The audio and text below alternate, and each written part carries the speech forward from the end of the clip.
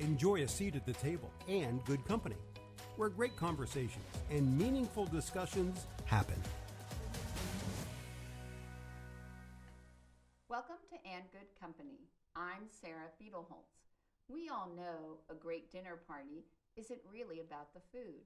It's about the people seated around the table engaging in lively discussion. And Good Company gives you a seat at the table to enjoy smart and meaningful conversations as they happen.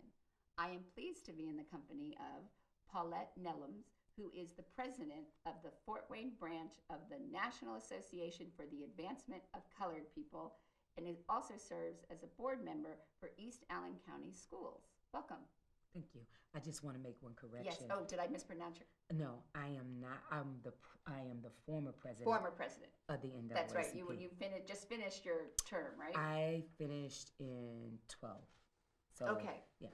Former president. That is, and the current president is Larry Gist. Okay. Mm-hmm. So let's talk a little bit about what is the NAACP and what its purpose is. The NAACP is the National Association for the Advancement of Colored People, and what it does is it's about turning on the light to injustice.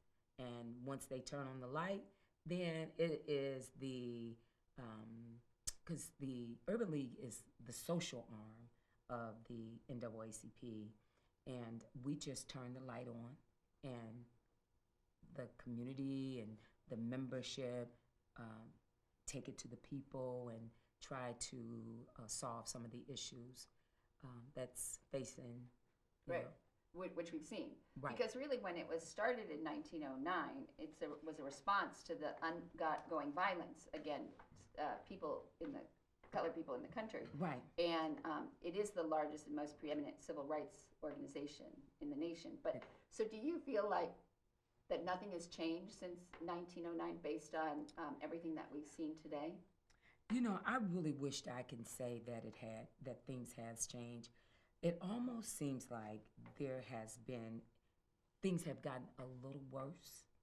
And that's why we have to be more progressive and more vigilant and pay attention to the things that are going on. I don't remember me as a child, my parents saying, be careful of the police. I mean, they were always someone that you can trust, and now you have to have those kind of conversations with, especially our Black boys. We really have to have those conversations, and so, in my opinion, I don't see things getting better. There has been some progress in certain areas, but. Well, because they talk about, obviously the recent verdict in the Chauvin's case, and that was the first time that a white cop was, found guilty, right? So some people said that that was a turning point, but a lot of people said that that's not justice, because justice would be being able to have George Floyd back at home with his family. But so, do you feel that this is a significant turning point, or do you think it's just? I mean, I would hope that it's a turning point, but as soon as that verdict was read, there was another killing, and there's been 2 since that killing, since that verdict, and so I don't know if it's a turning point. It's sad that it took a man to lose his life. And what's really, I really believe this, because there was a killing out in North Carolina, I believe. And because there is really no footage, they have not released the body cam. And so it was the heroic and courageousness of that young lady that filmed that, and that did not stop because she was being threatened by the police. And so my question is, if we had not had the footage. Right, they wouldn't have had a case, because they also said that the initial police reports was nothing like what actually happened. Right. And how many of those cases are out there? How many? And so I believe that we have to, like, I serve on the school board. And what motivated me to run for school board was I live in District 3, which is the Harding district. And so I live in that area. And at that time, Harding was being closed because of poor grades. It was failing, and it was in jeopardy of the state taking over. And so I said, I didn't even have a student in the schools. But I didn't like what was going on. I lived in that community, and I felt like I had a right to live wherever I wanted to live, and we have a right to have schools that are educating our children to the best of their ability. And so that's what motivated me to run for school board. But once I got on the school board, I found out that it was quite different than how I had been perceiving it. In what way? Yeah, well, it's a huge learning curve. How many? And you were elected to the school board in. This is my second term. Second term, okay. And so, and each term is 4 years. So this is my second year, and I'm in my second year of my second term. So now you're getting your stride. Yes. Okay. So what was the learning curve like? Well, it's just learning the funds, how the monies are allocated, and so I had to learn that, this is, you just can't go and say, okay, we need this over here. So there's a process. I just had to learn the process.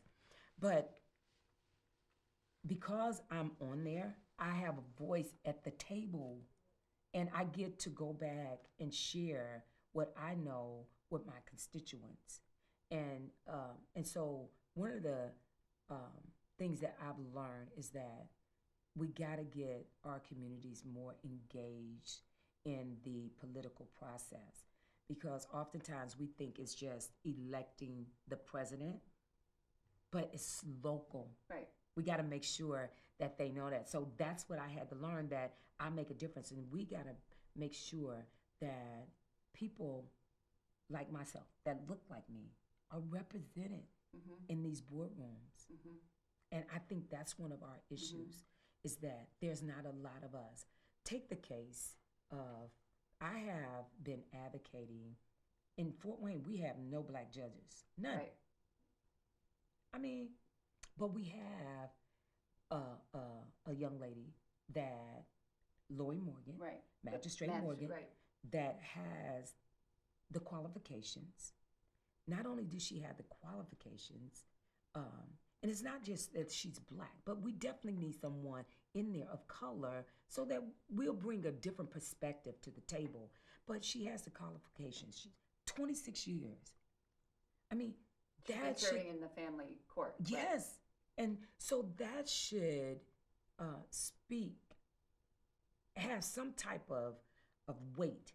You put 26 years, you go to college, you spend all your time in college getting the degrees, and you set goals and you reach those goals, and then every time a judgeship come open, yeah, because she's been up for this. This is her fourth time, and so now that I'm on a board and I see how things work, that's why I really try to get the word out. Run for office. What I did, I got a clipboard. I went door to door in my area, and I talked to people, and I wanted to hear what they wanted to see. And I ended up beating a 17-year incumbent, or 14 years. Yeah. And so, but it's because you got to get out there and see what people want and what they need, and then educate them on their rights. And so, that's why I really have been pushing for Magistrate Morgan, is because I was a foster parent for 15 years. And Judge Pratt, great guy. Yeah. One of my foster daughters, that's where I ended up leaving the NAACP. I had a foster daughter. She had been in my home for 8 months. she got osteosarcoma, Oh, wow. and it grew in her arm. And I had to learn how the system worked. And she needed chemotherapy, but because they were saying that it was terminal, I couldn't get her the chemotherapy. And when you're a foster parent, I mean, you have to really be private about those children. Right. And I was trying to be as private and Right. protect her privacy Right. as much as I could. But I was like, she need chemotherapy. And Right. it was, she got diagnosed a week after her 13th birthday. Wow. And I couldn't get them to give her the Do therapy. you think that you couldn't get it because, was she African American? Yes. So do you think that she couldn't get it because she was a foster child, or do you think that she couldn't get it, what do you think why they said that she couldn't get it because she was terminal? I think that, I believe it's two reasons. I believe that her race, and I believe that her being in the system. And then she got that diagnosis saying that it was terminal. And it was almost as if she didn't exist anyway. You know, you're Right. going to die. So, you know, it was And that she was cavalier. 13. Yeah. And also, was it only in her arm? Did it Yep. metastasize yet? Well, it hadn't metastasized. So they could have even just amputated the arm if they needed. It took them so long to do that because they eventually They amputated amputated her arm. the arm, right? Yeah. And then did it already have metastasized? And At that time, they didn't really know whether or not it had metastasized. No, it had not. But the reason why I bring her up, because Judge Pratt, I had to go public.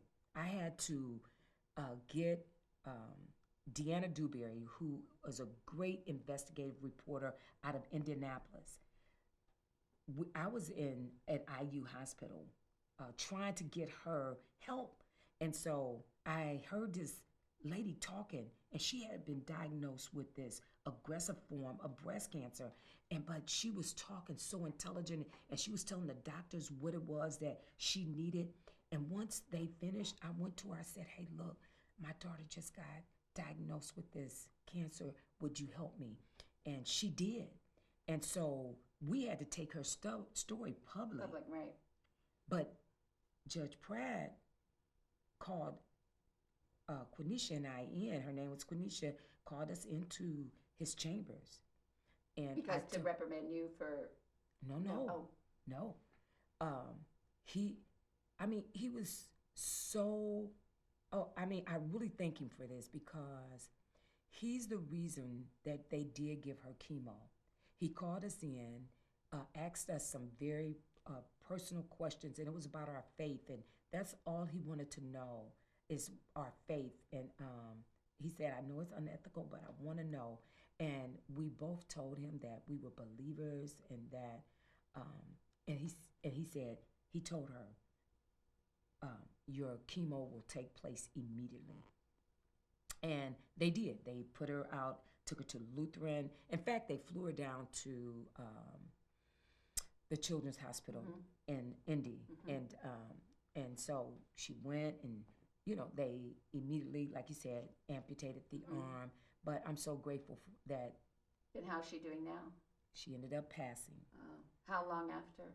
She lived to be 15 and a half. Oh, wow. So not. But they wanted me to just put her in hospice. And I just couldn't. Right. I was like, this is a human being. And she had been with me 8 months, and she had already had such a hard life at 13, such a hard life. And I just wanted the end of her life to be greater than the beginning of her life. And she did. There was a big parade. She wanted to go to Ball State to be an attorney. Ball State had a big parade down there for her as well. And it was just great. But I wanted to really thank Judge Pratt for, and he ended up speaking at her funeral as well. Wow. And so, but if we don't have people in place that's going to advocate, I had to advocate for her. Right. I had to go against all of the rules. The young lady in Ohio that the police just had to kill, You know, my heart. I thought about my daughter because I always say she's my daughter. That was the one that God chose for me to have, and I thought about her. And when I found out that this young lady was in foster care, and I understood her rage. It was, see, people don't understand trauma sometimes, and it was the trauma. It was, okay, these people. She didn't really want to stab her. She wanted, I believe, to stab the pain that she was feeling. And I mean, she lost her life. Right. And those kids end up, when they come into the system, they come in with so many complex issues.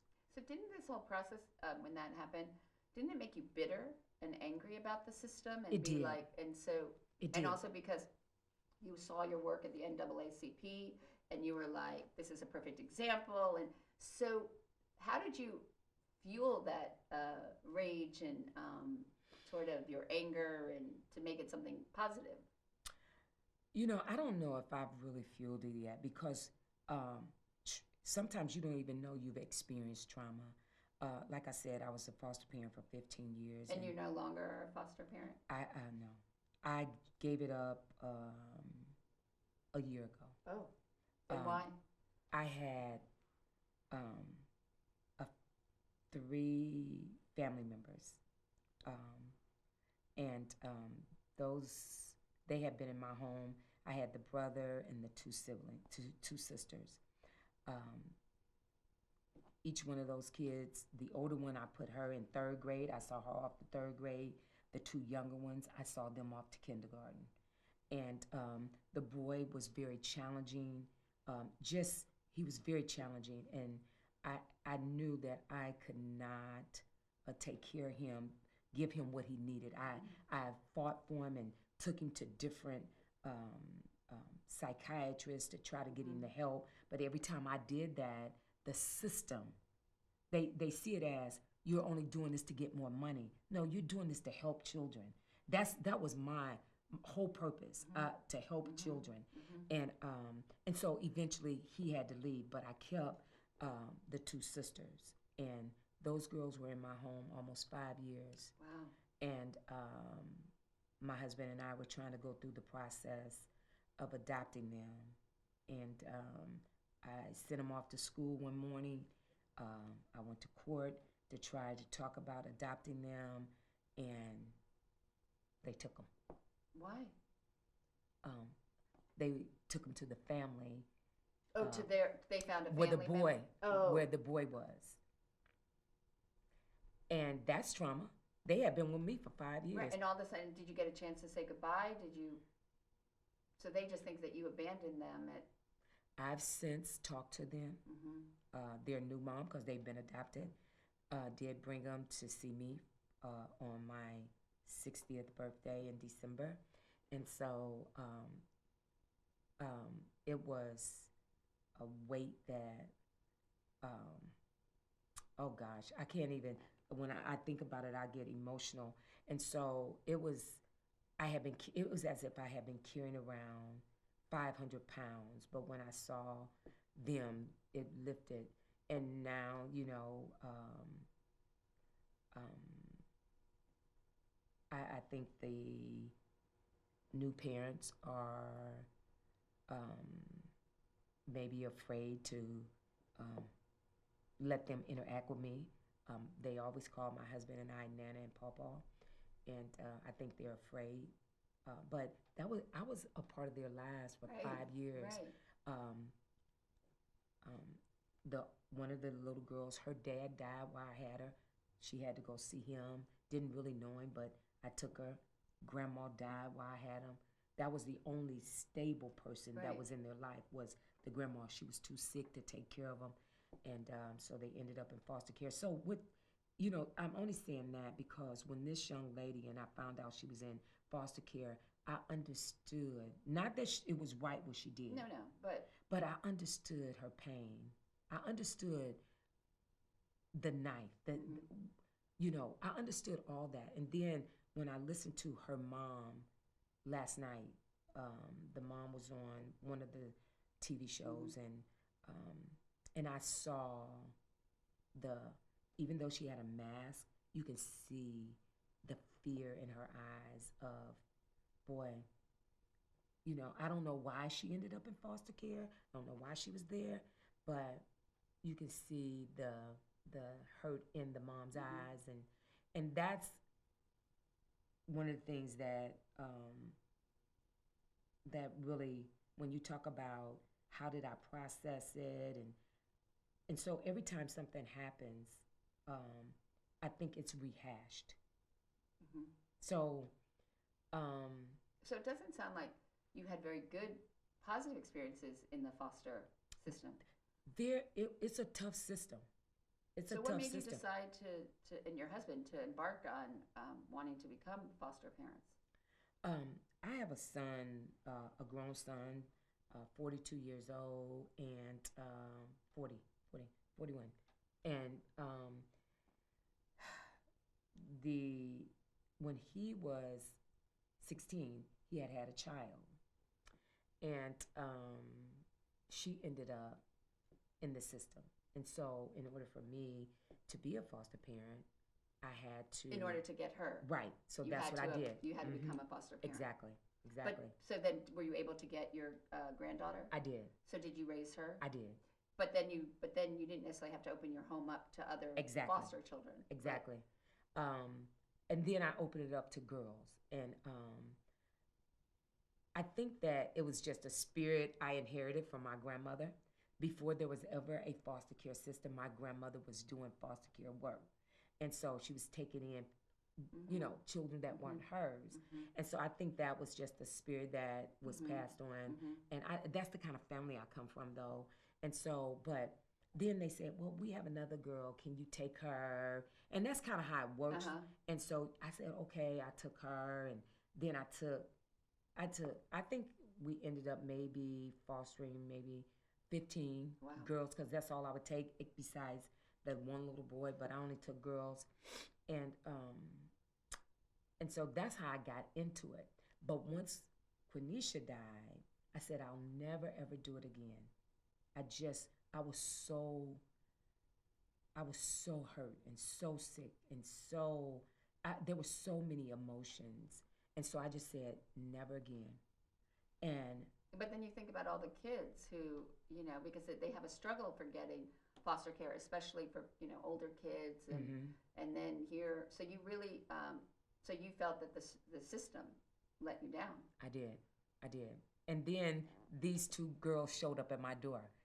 One of the case managers, like, I know the best person for these girls. And she said, please just, and I was like, no, I'm done. She said, please, just for 2 weeks. It almost turned into 5 years.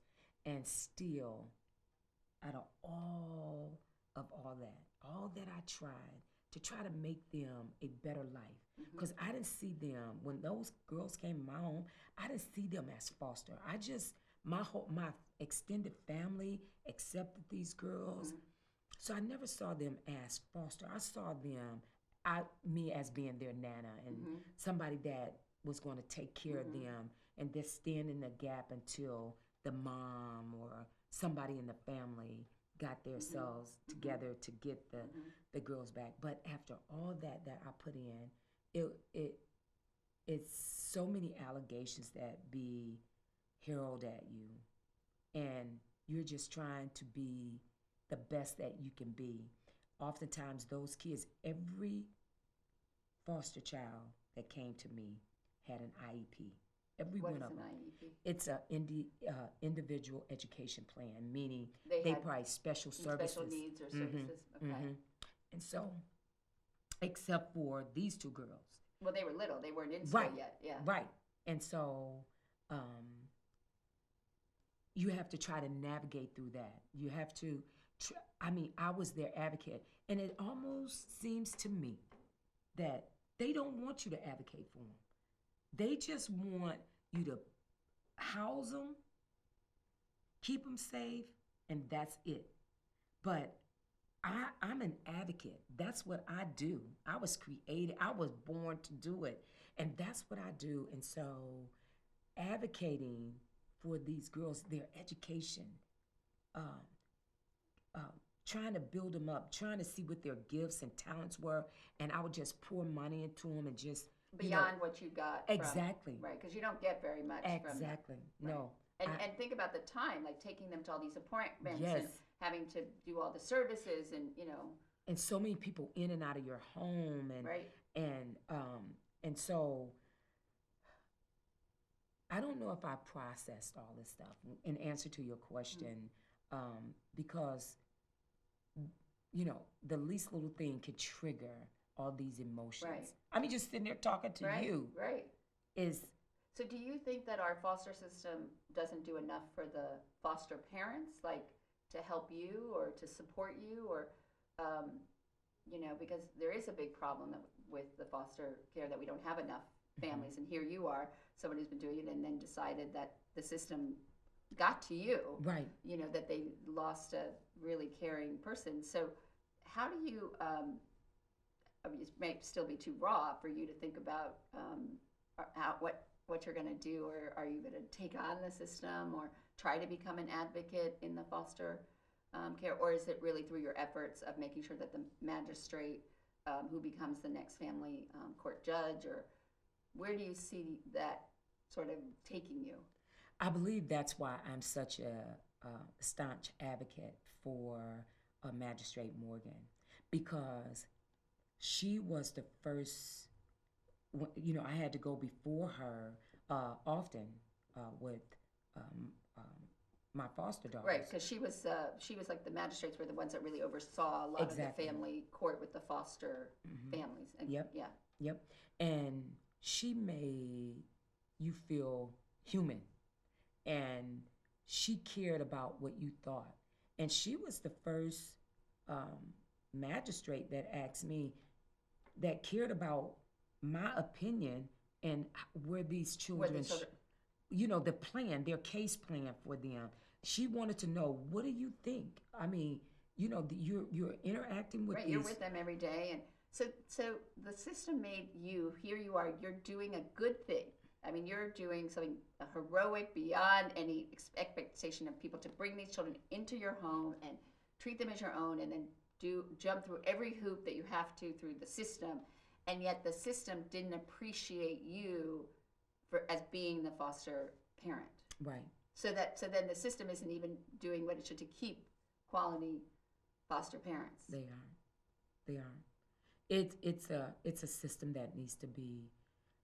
I believe it's a needed system, because when I was a kid, I don't even. I remember there was an orphanage when I was a kid. And that sparked my memory, because when I was a kid, a group that I was a part of, it was a young ladies group teaching us how to be young ladies and all that. We ended up visiting this orphanage, and it was out on Lima Road, all the way out Lima Road and near Huntertown. And when we went in to the facility, I just remember seeing a whole lot of children. I mean, I probably was 10 years old, but I remember seeing a whole lot of children. And at that time, they had the model TVs that sat on the floor, the big TVs that sat on the floor. And all these children was gathered around that television. And this lady, when we walked in, I mean, in such a mean way, she said, "Turn it off." And those kids turned it off. And I mean, it was like they stood like soldiers. It was like the fear. Yes. And I remember saying it because it was Miss McCoy at the time, and she said, because she told me, "Be quiet." I said, "I'm going to help kids one day." I mean, as a 10-year-old, I remember saying that. And then when I became a foster parent, I was like, okay, Lord. Well, and your undergraduate degree, we were talking about, was in early childhood development. Exactly. And so I just remember that. And then when I became a foster parent, that came back to me when I was like 10 years old, saying I was going to help children. And that's what I do. And so I'm advocating. It's not that magistrate is black. Now I think we need, but it's because she's the most qualified. And it's her empathy and her compassion for the system and those families. It's not just those children, it's the families that she's trying to reunify and get those, because really and truly, that's the best place is for those kids to be with their families. If their families if it's a safe environment and the families can take care of them. They want that reunification. Yes, right. Yes, but if they can't, then find the best homes. And oftentimes, our Black kids, there's really not enough. That's why I was kind of staying in it, because there's not enough Black families that's taking in these children. And they need that culture, because it's a whole different cultural thing. And so, I don't know. That I think I'm still advocating. I'm still working with children because I'm advocating. I'm just doing it in a different way now. Right. But does that pull at your heart about the foster system and how you can improve it? I mean, it does. And then are you still in touch with, I know you can't talk to the 2 little girls and then obviously the one that passed away, but the others that have been through your home, are you still in touch with them? Have they grown up? Have they gone on to have these great lives? Like, can you see the fruits of your labor? I can. One in particular, I've only had one white young lady, and I love her to pieces, that came to my home. When she came, boy, she said, when that girl came to my house, she came this cross, and she said, she told me what her name was. She said, I'm atheist and I'm a lesbian. And I said, how old was she? She was 14. Wow. 14. And I said, told her what my name was. I said, I am a Christian and I said, I'm heterosexual. And I said, but that's only a part of who I am. That's just a part. So anyway, she and I got to know each other so well. She was just angry with men. She had been hurt so bad. She was angry with men, and it translated to she was angry with my husband. Not him, but he was a man. Right. He was a male. And so she was just angry. She is now married to a man. She is serving the Lord, and she and her husband both drive trucks. They moved out to California. So anytime she comes, she's gonna hunt me down. She's like, you never moved yet? No, I'm still in the same spot. So that's my success story. Is her. It's But that's hard. That for 15 years there's just one success. I mean, that's tough. Because those girls, when you get those older girls, they've been hurt, and they haven't gotten the right services and really had a role model. And, Now I think my 2 younger ones that I talked to you about, they'll be fine. They will be fine. The older one, she's gonna always reach out to me, and I mean, it is what it is. I was a part of her life, right? Yeah. And so they're gonna reach out, and both of them, and they'll be fine.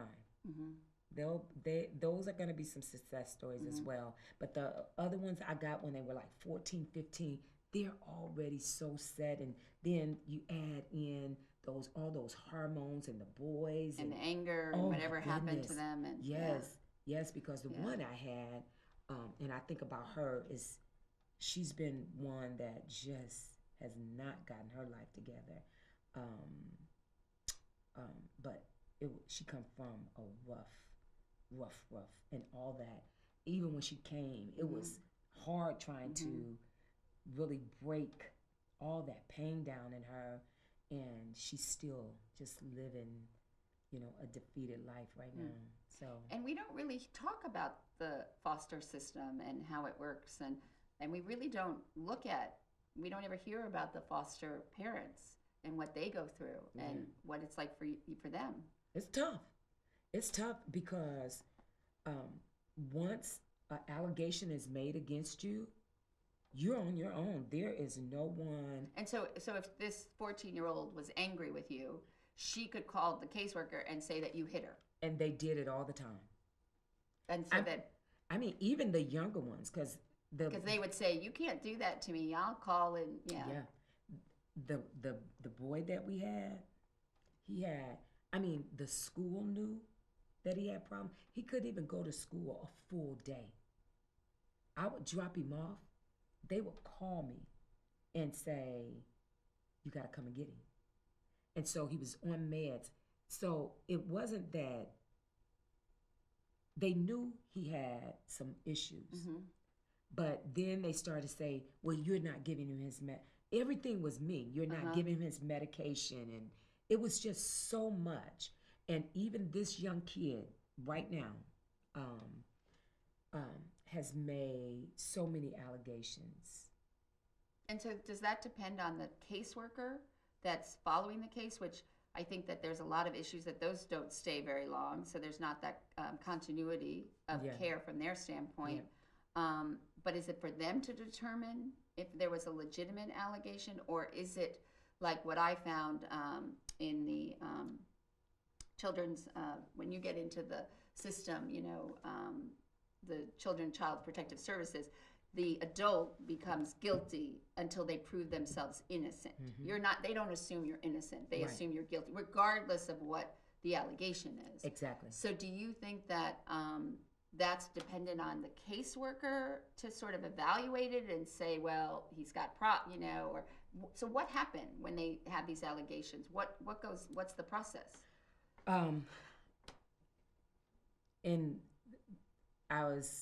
The process is someone comes to your house, an allegation is made, so they send out another team of people to come and do the investigation.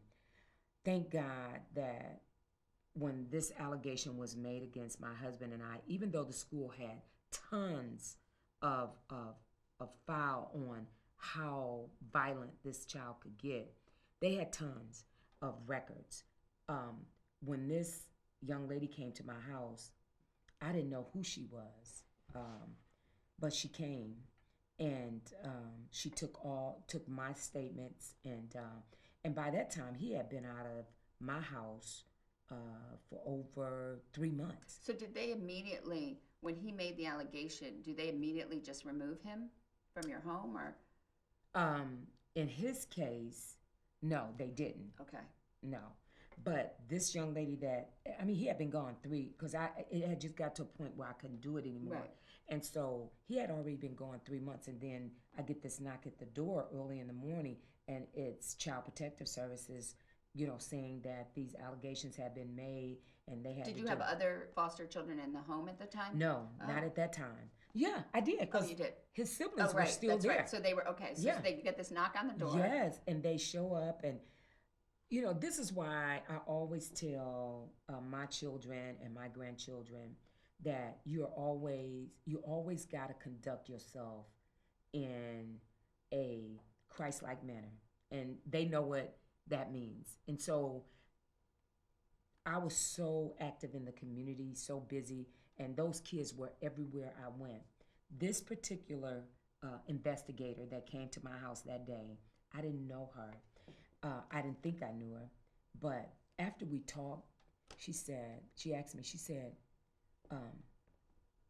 you are, in my grandson's name, you're his grandmother? And I said, yes, you know him? She said, oh yeah. She said, he's a good kid. I work out with him sometime. And he was going, because he's a basketball player, so she said, I work out at the same gym. She said, and I always see you with all these kids all the time. And I would say, wow, this lady has a lot of kids. And she said, but I've always seen you interact with them so well.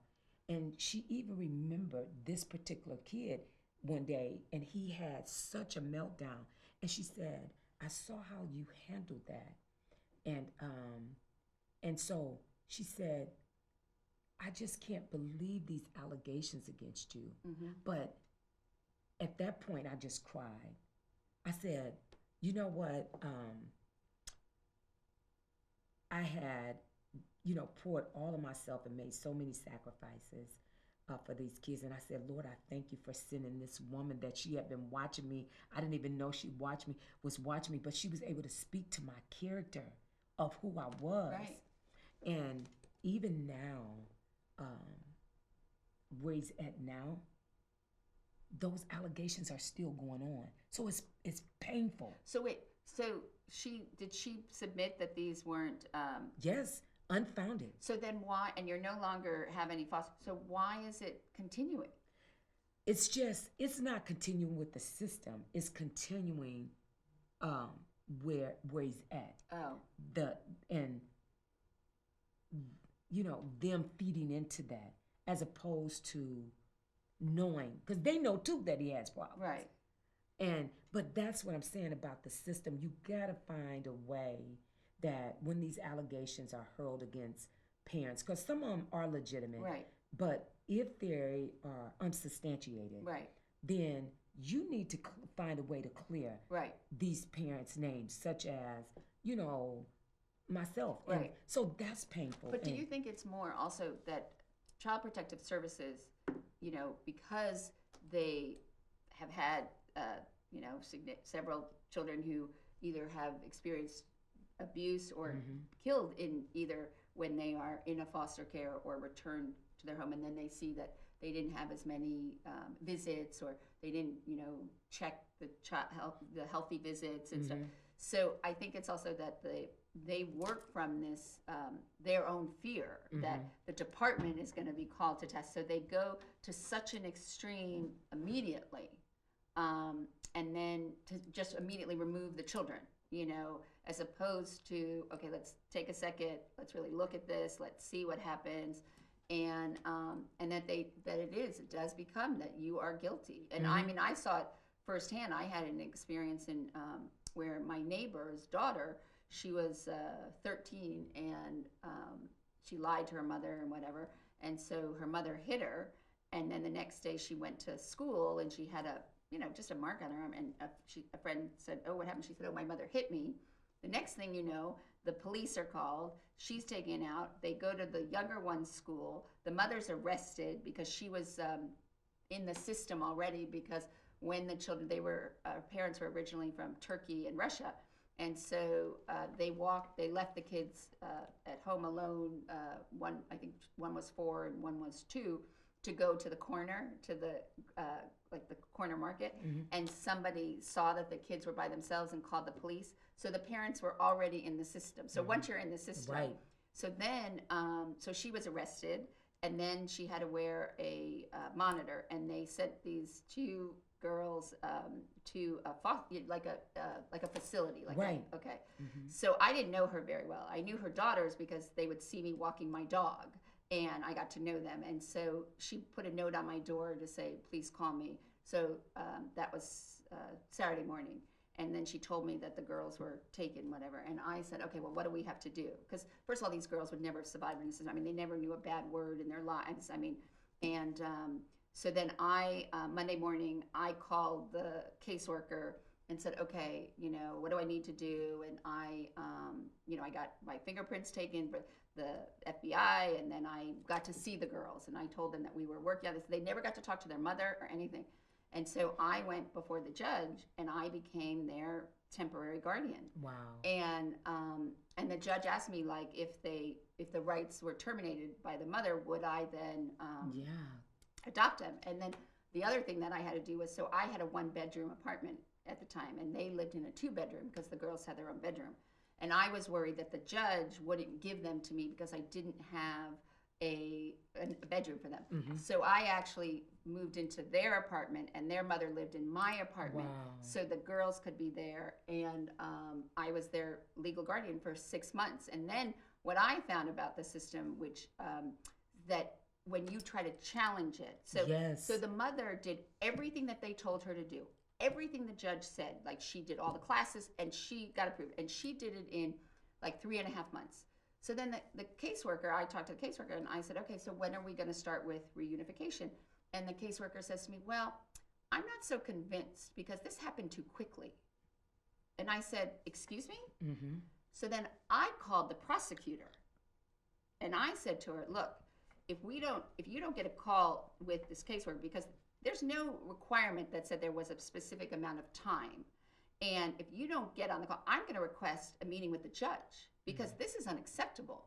And like the caseworker, if you're the parent and the caseworker says, well, you have to do this, and no, we're not going to give it back to you. You can't do anything because they could hold you from getting your kids back. Exactly. But what I really felt was that, and then the judge, when I had to go before the judge and said I would take these girls, and she was like, well, are you a relative? No. How do you know them? Well, I don't really know them. And she said, well, why are you doing this for these two girls? I said, because it's the right thing to do, and they needed, and they would have never survived. I mean, when I went to pick them up at this family group home, and there were some young women that were angry, and you hear their stories, and they got up in my face. I mean, I sort of, could hold my hand, but there's a sense of fear. And then the little one, I mean, it was unbelievable. And then she got mad at her older sister because her older sister didn't take care of her. And, and then it was, and then I didn't get, I don't get any support for them because I was. You just volunteer. It's like a volunteer. Well, it's like but then I had to take them to all of the required court appointments and the supervised visits with their mother, and I knew the mother, so I knew that if I really thought that these children were abused, first of all, I would have said something, and second of all, I would have realized. But it was really just a 13-year-old who was mad at her mother because her mother wouldn't let her go out, and so she lied. But what I felt was, if you're in that system, God help you. Yes. And second of all, I felt that all these people who wouldn't know like how to talk to the prosecutor and to listen to this caseworker and be like, because if they would have said to anybody, well, I'm not so convinced. But I was like, oh no, and so then I took it, and then I said to the prosecutor, if you don't, if we don't get on a call and make a plan for this, I will request a meeting with the judge. And so sure enough, the next day, the prosecutor, the social worker, and I were on the phone, and when the social worker said that she wasn't, the prosecutor said, but she has fulfilled everything we've said, and then we slowly, sort of did it. But I was like, it's a big, huge process, and sometimes it's so overwhelming for those parents because they have to keep jumping through different hoops and they keep changing the rules. Yes. And and so but it's, and then they can't change it midstream. And the kids, they didn't, the daughter never really would admit what she did, but and now I look at it. So the oldest, the one who originally, so she's a junior at a art school in San Francisco. Wow. And the youngest one just got a full ride to Wesleyan College. Wow. And I still peripherally stay in touch, but she texted me to say thank you. Wow. And, because I think that those girls would have been in that system, and the mother was not here legally from Russia. So yeah, so there's that's a whole other issues, yes. And, so it was, and then she was really afraid. And so, but they didn't have an advocate who wasn't afraid to, like this, I think this caseworker sort of thought that she was going to push me around. And I was like, I don't think so. So, and that, when you talk about that fear, because I'm going to tell you something interesting that just happened to my grandsons. He is 12 years old and really a good kid, smart kid, don't really talk, just laid back. And, sometimes the teacher would say to me, he doesn't talk, and is he really listening? But if you ask him questions, you can tell he's listening because he'll give you the right answer. The other day, I picked him up from school, and he was so livid. He was just so angry. Tears was in his eyes, and I said to him, what's wrong? And he said, I guess another student had brought some edibles to school. And they're in a private school, okay? Bought edibles. And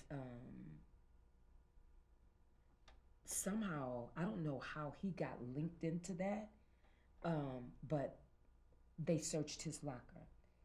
And he was so angry that his locker had been searched and he couldn't understand it. He said, I didn't even know what was going on. But so when I heard that, still all of the trauma, all of the pain that I've been feeling, foster kids and all the injustice that I've dealt with. And also you've witnessed yes. Happening today. Yes. So all that stuff is rehashed. And I don't want to take it out because I know they have to do what they have to Right. do, especially if somebody say, well, it's in his locker, Right. you know. So I know there's a process that they have to go through it, but you also should know the child too. You know what I'm saying? They know that this kid is not. But that's another thing that's facing our black boys. That's not facing white boys. You know, they have to face different challenges, Right. Well, like, so they did and a they're guilty. right. No, until they prove innocent. Yes. But like in Boston, they did a study. So in 2018, of the 10,000 police calls or stops or interactions with the police that were made, 62% of them were with African American males.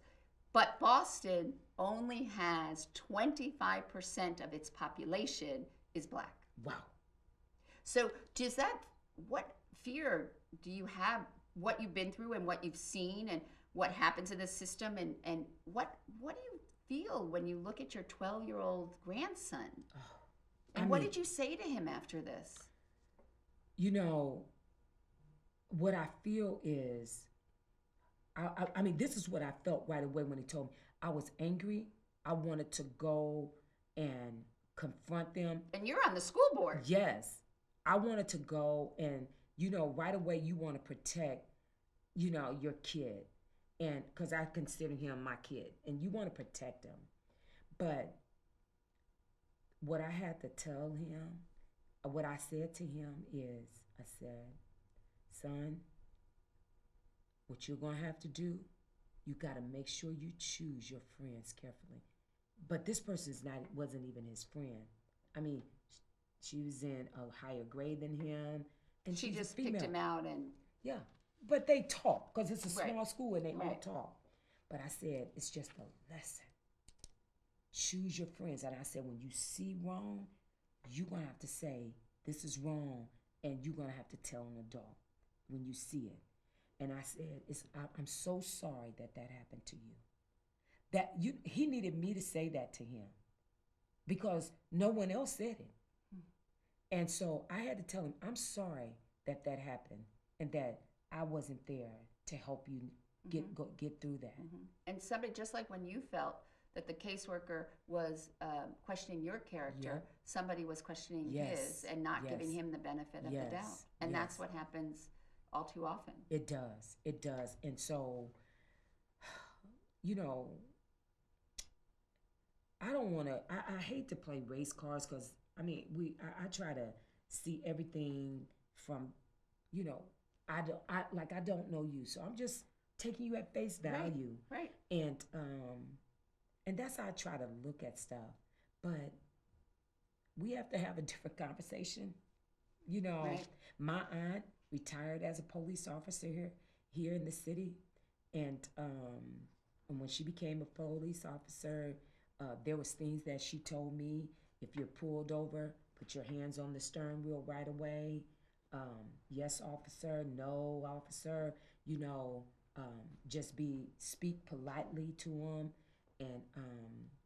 And now, even putting their hands up on the steering wheel could kill them. Right.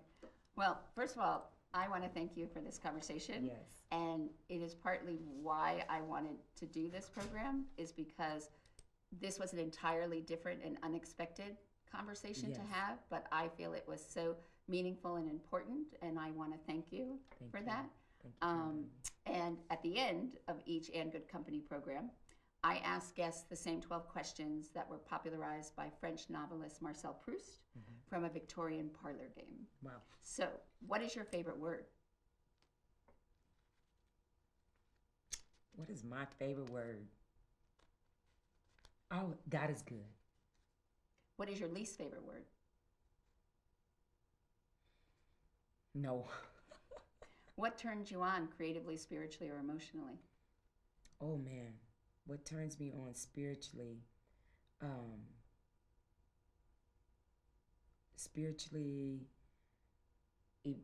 Give me those. Creatively, spiritually, or emotionally? Oh, gosh. I love to see children play.